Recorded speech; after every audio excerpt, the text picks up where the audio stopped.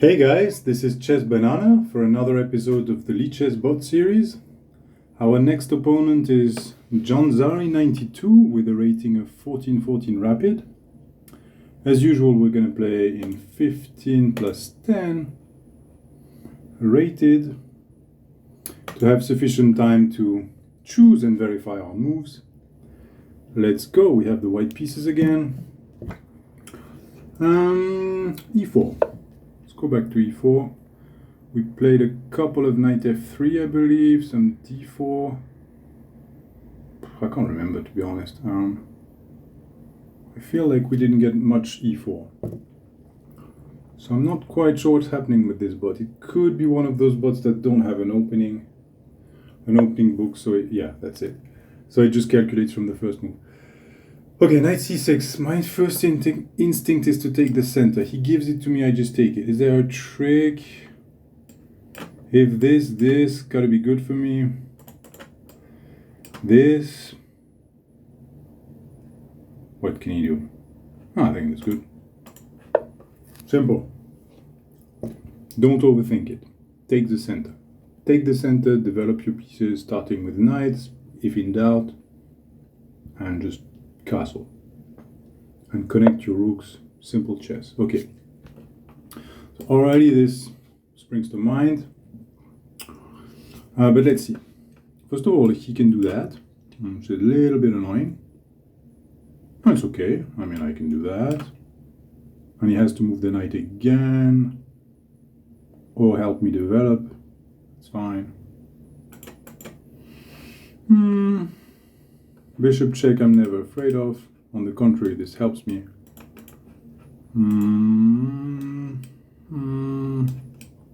Sorry, can't draw arrows. So if this, moving again. Takes, there's a check, doesn't do anything. I think we can just do that. Not sure it's the best move, but there is an argument to be made here. Perhaps knight f3 was more prudent, and then d5. We'll see with the computer analysis at the end. So if he takes, I take back with the pawn because I want to gain a tempo on the knight. b4, I'm never afraid of anything landing on b4. That's good for me. Whether a knight or a bishop, I just kick it with a pawn, gaining a tempo. Gotta be good for me. So yes, there's queen e7, not a problem. Bishop e2. Yeah, as I said, this is good for me, and in fact, this wins a piece because now he's got two pieces hanging. How does he defend that? Well, let's ask him that question. How do you defend? I mean, he can try to muddy the waters with an intermediate check here. But that doesn't really help. I mean, at the very least, I have this. Yeah.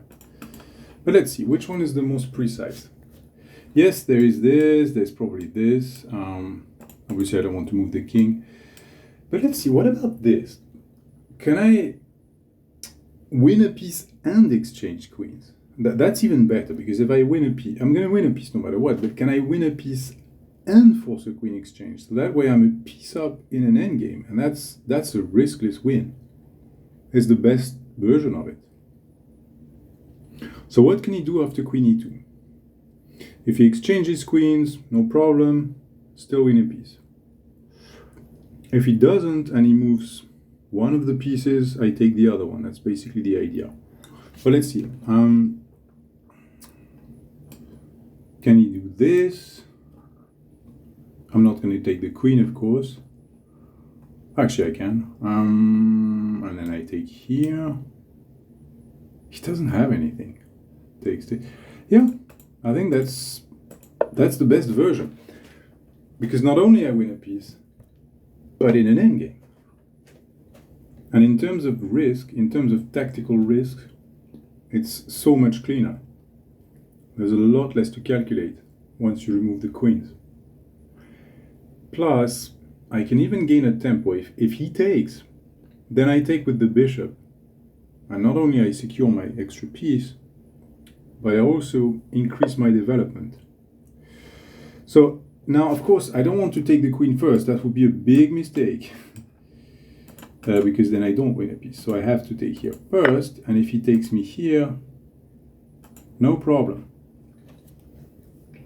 If he takes the queen, I take with the bishop, increase my development. That's good for me. If he doesn't, I can ignore and leave the queen standoff as is, because this queen standoff guarantees that I get a queen exchange whenever I want, and he can't wiggle out of it. I don't even need to take his queen, because taking his queen actually helps him. I think this, can he start doing some annoying stuff like this to threaten this maybe and damage my pawn structure? Oh, sorry. Yeah, having issues with the clicks here. So, I mean, I could avoid the queen exchange if I want to play with the queens on the board, but what's the point? Honestly, I think this, and if this, at the very least I can exchange queens, play bishop f2, bishop e2, and that's it. Yeah. So this is a pre-move. Bishop g4, we can just take the queen. We don't have to, but I think it's the simplest option. Of course, we could also play bishop e3. If bishop g4, we could play bishop e3 and leave the pawns on the board. But why would we allow this? Why would we allow tricks with the queens on the board against the computer? Bad idea. In fact, against any opponent, even a human opponent. If you have an extra piece and the opponent has no compensation and you can just exchange queens, do it. It increases your chance of winning by a lot, because it reduces your chances of blundering. I can just castle. He's not really threatening anything. But what's he gonna do? So let's say I castle, and let's say he castles. So his rook lands here. Okay. I continue like this, and I would want to put a rook on d1 at some point. You know, and then I have ideas of playing this and this, for example, or the other rook. I mean, something like that. I think that's fine. What else can I do? Can I do? I mean, yeah, I could do some cheeky traps like this with the idea of threatening this, but okay, let's assume my opponent's not going to fall for traps, even though at this level it's quite possible that they do. Let's respect the opponent. Let's assume they're going to play well, because if this, at the very least, they can do that. Actually, that's good for me. Actually, that's interesting, because if this, with the threat of b4, let's say they castle before they lose a piece. Interesting. Actually, this cheeky trap with a4 has legs, it looks like. It's not just a cheeky move. It's annoying for them. How do they get out of it? How do they get out of it? Can they insert something like this? Does it do anything? Has a rook here, ready to check me, but I always have bishop e3. Yeah, this doesn't help. Actually, okay, I don't think I have to play like this, but it looks interesting. The simplest was probably just to castle, bishop e3, and just win the game without being fancy. But I'm really curious about this line. Actually, it doesn't quite win the bishop because... yeah, no, it does. Yeah, he has this. Has this, and then I have this. And then he has this. Or even this. Yeah. So no, it doesn't win the bishop, but At the very least, it's free. I'm gaining tempo, and I'm gaining space, and I'm not really paying for it. It doesn't cost me any tempo because he has to defend against the threat, which he doesn't defend against. Okay, so now I win a piece because this looks clean. Any tricks? Now we gotta look for tricks. So now he can castle either way. So bishop, so b4. He has to move the bishop. Does he have any intermediate move? Let's say. Okay, this just wins on the spot. I mean, in a way, it's already winning with an extra piece, but it wins even more. So we need to be sure. If anything like this could be annoying. Actually, we could even take like this to make sure there are no tricks with the knight. And we're gonna be out 2 pieces at the end of this, so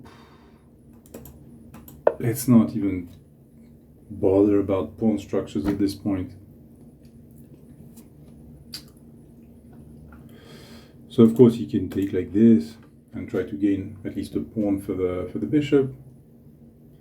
That's fair. He's gonna get a pawn either way. Maybe he wants to get the f2 pawn, so he might actually do this and then take here. But that I think helps me because it develops my rooks. I mean, it helps me connect them.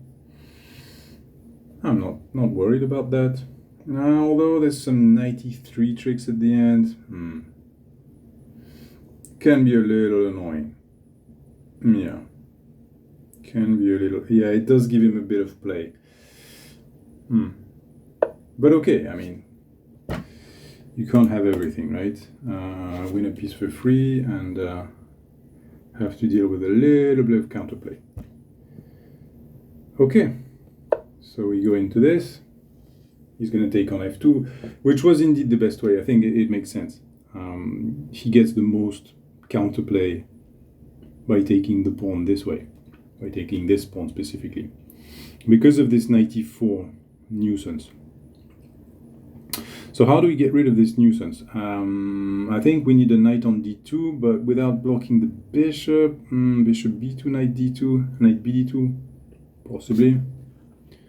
Probably want to set up like this.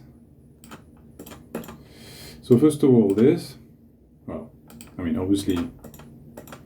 What? He doesn't take this? Huh? Why doesn't he? What?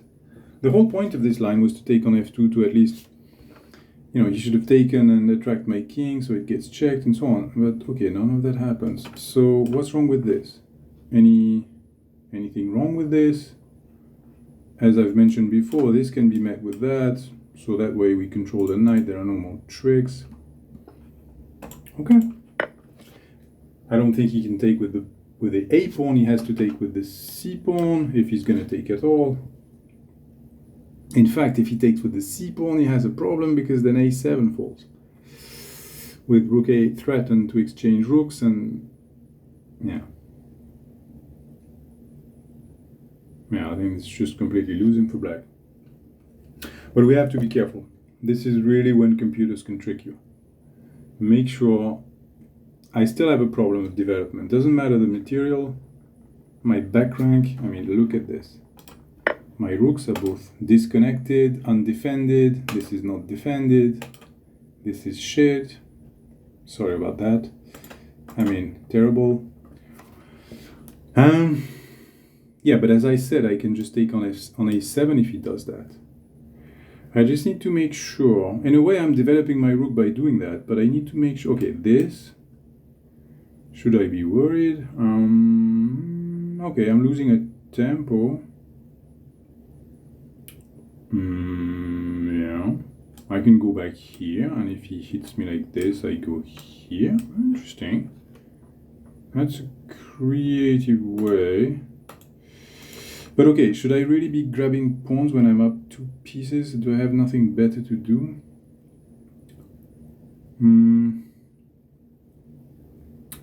Bishop f4, I'm threatening to take the pawn again, but I'm developing. But if I take, what can he do? He has no threat. He can put a rook, okay, he can put, yeah, but again, I'm threat, no, I have a threat at the end of this line, which is rook a8. So he cannot.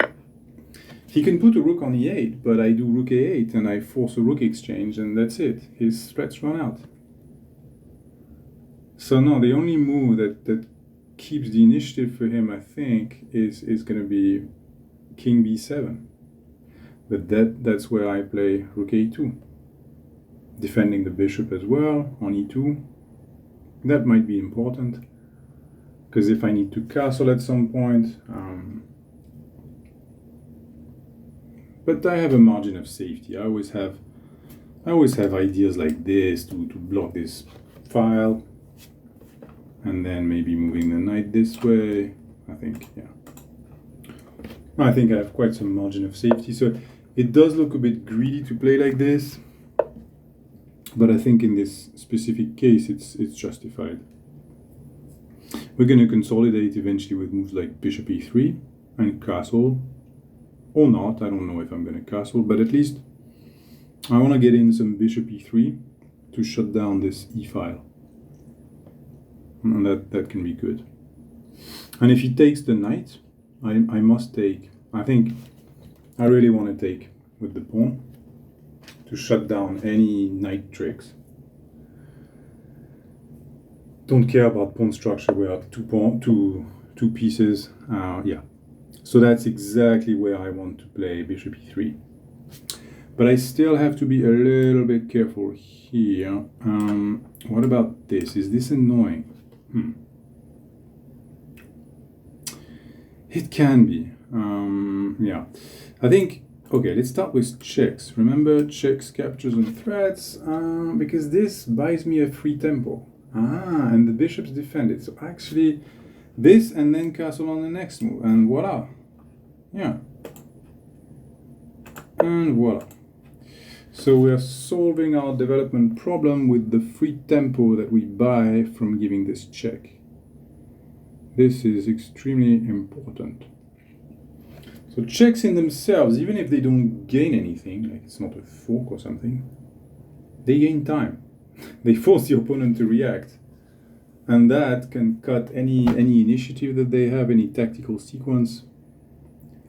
That's where they can become quite useful in and of themselves. So he's going to move, because I don't think any block makes sense. I can't check him right away. Okay, I can do something a bit nasty.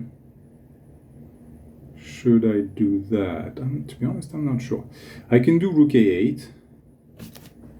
I can do rook a8, king here, forced. Take. He takes with the king, because I think he wants to maintain the rook e8 here, to hit that and prevent me from castling.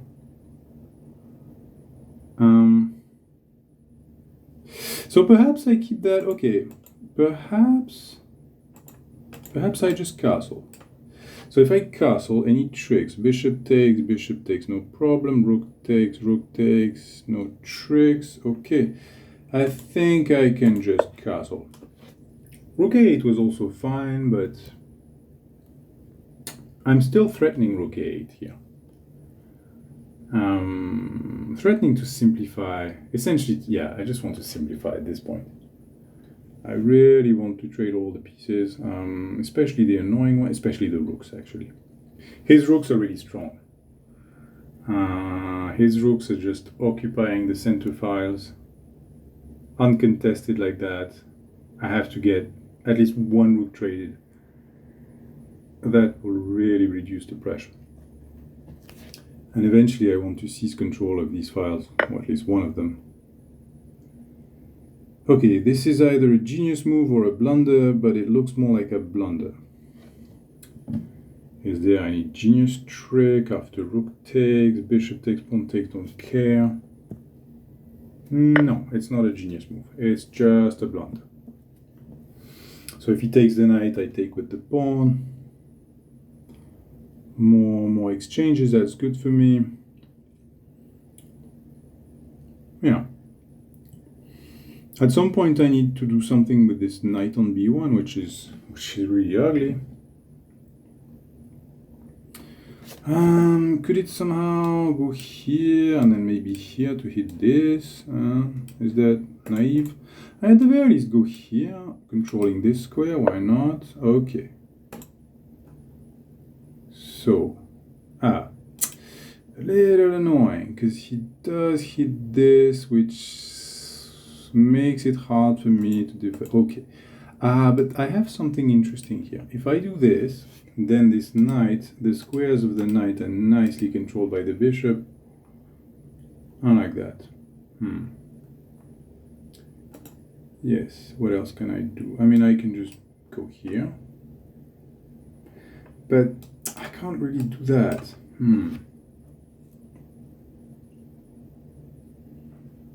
Okay, I think, yeah, the only annoying thing with this is, in a way, this takes the square that I want for the knight. But then again, I have this, or maybe knight a3. Yeah, okay. Okay, I think that's fine. Let's just verify that it's a safe move. Let's imagine the bishop's on d2. Bishop takes, not a threat. No, that's fine.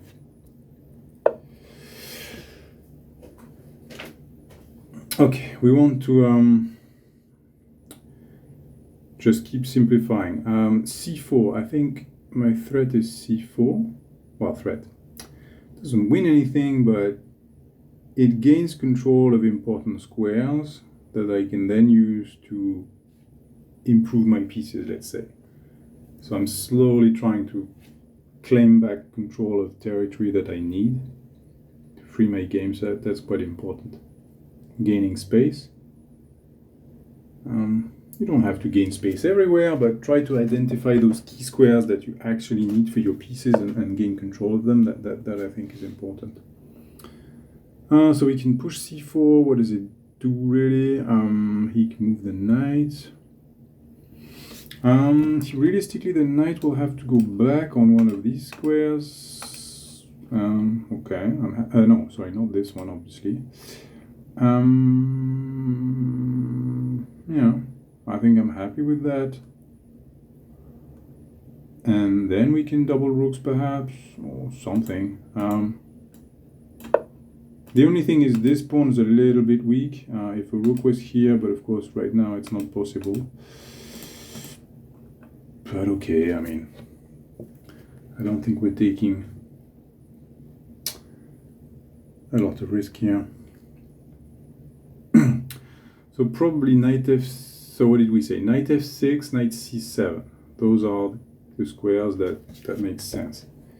Here. This on paper, this looks more. Yeah, this looks better because it defends the bishop. Yeah, probably knight f6 is my guess. Let's see if we can predict. We did predict. Okay.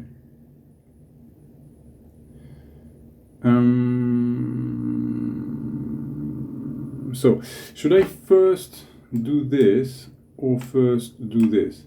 What is most urgent? I think when in doubt, it's best to start with the worst piece and improve it. Yes, the rook f1 is not great, but I think the knight really has a problem here.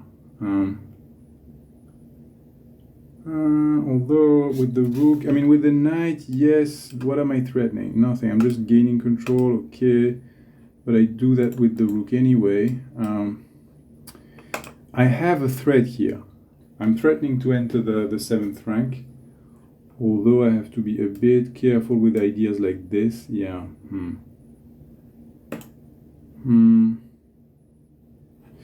Okay, let's start with this one. When in doubt, try to make sure that all of your pieces are playing rather than improving pieces that are already developed, because this rook is kind of developed. I mean, it started here, right? It improved a lot. It's on the correct side of the king now, and it can easily... Perhaps it will go here. We don't really know. Yes, it might go here, but maybe the future is really here, or who knows, or maybe here, I don't know, or some pushing plan here to open the c-file. There is at least an uncertainty regarding where this rook goes, whereas the knight, I think it's clear, it goes on c3. And of course, we don't want any knight landing here. so now what can we do? I mean, this looks like a free... This is a good move I want to play anyway, because one of the big risks of this kind of position is that, okay, he doesn't threaten anything, it's safe, is obviously any kind of back rank threats. We remove all of this, and this move is free. I don't pay for it. My opponent pays for it by moving his bishop. I'm playing it with a free tempo by kicking his bishop. Now you might of course argue that it's not quite. He's getting his tempo back if he takes the knight. Yes, but also that exchanges a piece and possibly his best piece. So I think that it's a good exchange for me. This bishop against the knight, and I keep a good clamp on these squares, so I think that's good. Eventually my king will go here if it needs to. And yeah, maybe doubling rooks. But who knows, like maybe a plan like this, imagine a rook here that would be made, not quite. Yeah, no, not quite, I'm getting carried away here. But you get the point. Also, what about this? You know, and if he takes, then I correct my pawn structure. What is this? Okay. Yeah, I think he's trying to argue that he wins a pawn here, which is true. Is it? So knight e4, he can take, he takes. Yeah, but okay, I think he can win a pawn, but the problem is if he takes, I take the knight and I simplify it to an extreme and I just win the game. Also, I could have tricks like this and he can, yeah, no, he can still take. Okay, I think the simplest is this. Lose a pawn, but in exchange I simplify everything. If he takes the knight, obviously I have to take with the pawn, not with the bishop, because that loses a piece. Sorry, not with the rook, because that loses the bishop on d2. And if he takes with the rook, well, I take with the pawn. So no matter what I mean, if he takes, I take with the pawn. Simple. So realistically, he will take the pawn with the rook, but then I'm gonna get revenge on his 7th rank, one way or another. I don't think I'm losing a pawn in this line. Yes, it will probably take a bit of time, but I'm not worried, because with the extra rook and extra bishop, that should be pretty clean. Yeah, so he's gonna take here. And then what can we do? Well, actually we can already do something like this. And yeah, actually this is a kind of blackmail. I'm telling him you cannot stay on this file, because if you do, we have, well, yeah, he cannot stay on this file. I'm gonna exchange the rooks.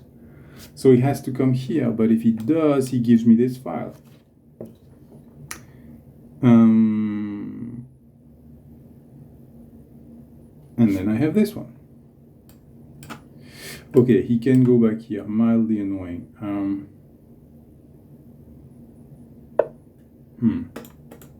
Okay, this I can't quite take here because that rook hangs. So, but somehow, I think this rook's gonna be trapped. Here, if my king lands here, what does he do with the rook? So imagine I do this and bring the king. I mean, so many ways this can be backfire for him. I think this is good for me. Yes, it doesn't win the g7 pawn, but I think it might win more than that. All I have to do is keep control here. Yeah. With a move like this, or like that, defending the rook as well. Yeah, okay. So he does that, as expected. Typical materialistic computer move. But I want my king here now, while controlling this. So this is fine, this is fine. I don't know which one is better. I don't know. Okay, so now I want... This is my plan. Of course, he's not just going to let it happen. He's probably going to do something like this. But that's cool, right? Okay, I get the pass pawn now. Or I just get a free pawn. I mean, I get something.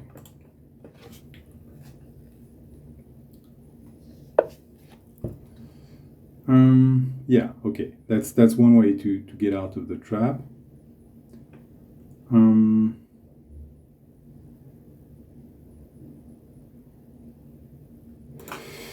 Yeah, he already senses that the rook will be misplaced.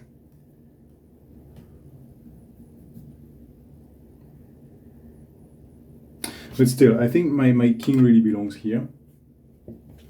I don't want to waste time defending this rook, and it's just too slow. And it takes me 1, 2, 3 tempos to get here. I really cannot waste time. I have to get my king here. That just has to be the right way to go. Now, just if I do something like this, can he do something? Would that be annoying? No, it can't be. I mean, that's gotta be strong for me.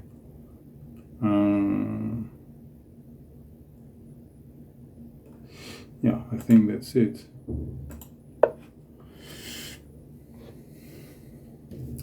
We have an extra rook and a piece. Now, the last thing that has to be done is just activate the king. Centralize the king and find a way to glue the pieces together and connect everything. And that's going to win the game.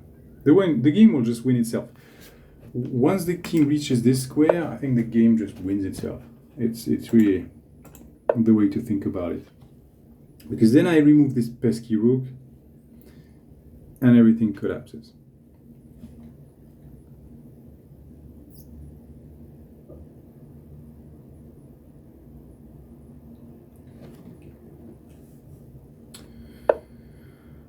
Okay, so he finds nothing better to do than push this pawn, which is blocked and not going anywhere. So that's good news. And now with the king on d3, we're really bossing him around, because we're starting to control the center quite aggressively. Actually, wow, interesting. Now we can go here and force the rook exchange. There are no squares. No more squares. He cannot wiggle out of it now. It has to be exchanged. Yeah. And once the rooks are exchanged, I probably want my king here, because don't forget, these two pawns are passed. If they get connected, if he starts getting aggressive, okay. He's trying to be clever, but I don't think that's gonna work. I think I can just do this. And once he take and I take, my king is better placed. So I'm like gaining a tempo, if you like, to centralize my king at the end of the line. And there are no tricks. I want the version with my king most centralized. He has to exchange the rook. If he doesn't, I will. I mean, he can play b5, but I just take. That's a better version for me. Now the pawn's hanging. He's probably going to do this, hoping to defend, but of course it doesn't work. And that's also a double attack. So everything falls here. Yeah. Okay, simplest is this. Is there anything cleaner? No checks. Okay, let's do this one. And we're just going to eat up all the pawns now. It will be cleanup time. If he pushes the b pawn, I take it. If he pushes, yeah, okay. And if he does nothing, I take it. And then the c pawn falls, no matter what he does.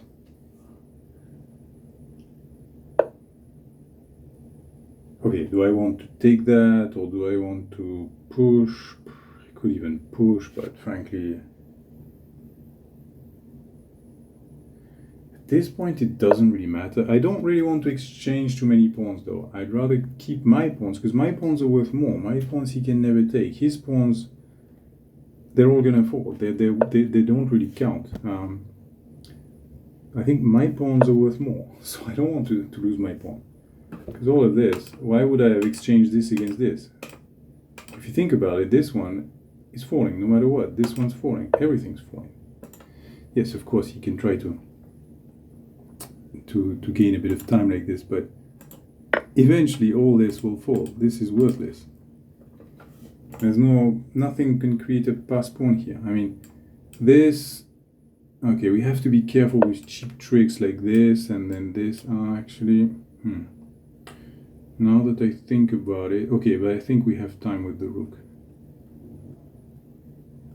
Okay, this, can he go here? And then this, okay. I think this, if he goes here, I have bishop here, winning. Yeah, million ways to win. Just find the one that makes sense to you and feels like the simplest. You want the one that has the less calculation involved and the less risk. I think that's okay. So he does, okay, he does put up a little bit of defense, I'll be honest. Okay, I think we can shut down this whole operation of g4 once and for all. Make sure there's no g4 trick. And now we can even use the zugzwang. He has no useful pawn moves. He's gonna have to move the king. Okay, so now the h pawn's not going anywhere. The only pawn that can move forward is the f pawn, but this one we know is gonna fall. Even if he forces us to exchange it, I mean, who cares? Okay, I guess I could do this to make sure to take with the bishop and not lose this one, or maybe I can just lose this one. Frankly, at this point, it doesn't really matter. I think I'm happy with losing this pawn, because in a way, removing this pawn is going to help me checkmate. So I'm giving him this pawn in exchange for this one, and then his king is boxed in. You know, in this square, you see here. Plus my king's inside the square, so I'm quickly going to be able to reduce the living space for his king. In fact, as an exercise, let's try to mate with only the rook and not make a queen. Of course, it's not the fastest way, but I think it's a good exercise to not go for the overkill mate, but to try to practice rook checkmates, which is not as easy as a queen checkmate. You have to use the zugzwang a bit more. Okay, so now we've reduced his king to a 2x3 rectangle. So that's good. It's going to move somewhere. And I'm going to reduce the rectangle to a square. Now we have a 2x2 square. Obviously, we don't want any stalemate tricks, so we still need to be... We don't want... He needs to have two squares. You know, the square that he's on, and then... Okay. Okay, so we can't quite go...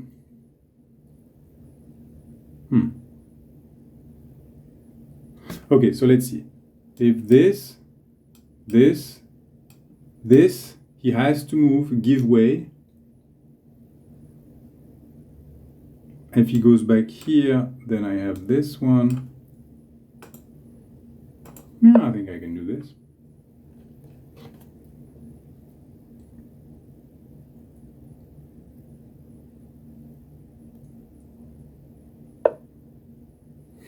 I can even remove the b8 square.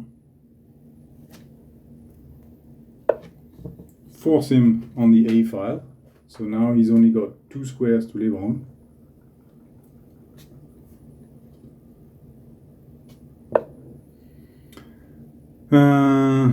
A8 is still available, no stalemate, most important thing. And the mate's gonna happen very soon, but we have to be a little bit patient here. We can't just play rook a6, it's not mate because king b7, so first we take this while leaving him one square. Then we need to play a waiting move because he's going to a7. We need a waiting move, doesn't matter what, you can push the pawn, move the bishop, as long as you don't block any squares. In fact, if we didn't have the clean way to win, imagine none of this existed, it would be simply with the king. And now king a8 is forced and rook a6 is mate. So this could have been achieved without the bishop. I used the bishop to gain a bit of time to remove this square. But by using zugzwang and the king, you don't need to do that in general when you're mating with just a rook. Computer analysis. So let's see what Stockfish has to say about this game. Probably wasn't clean, but still I think we played reasonably well. Our opponent not so much. What? This is incredible. No inaccuracy, no mistake, no blunders. Hooray!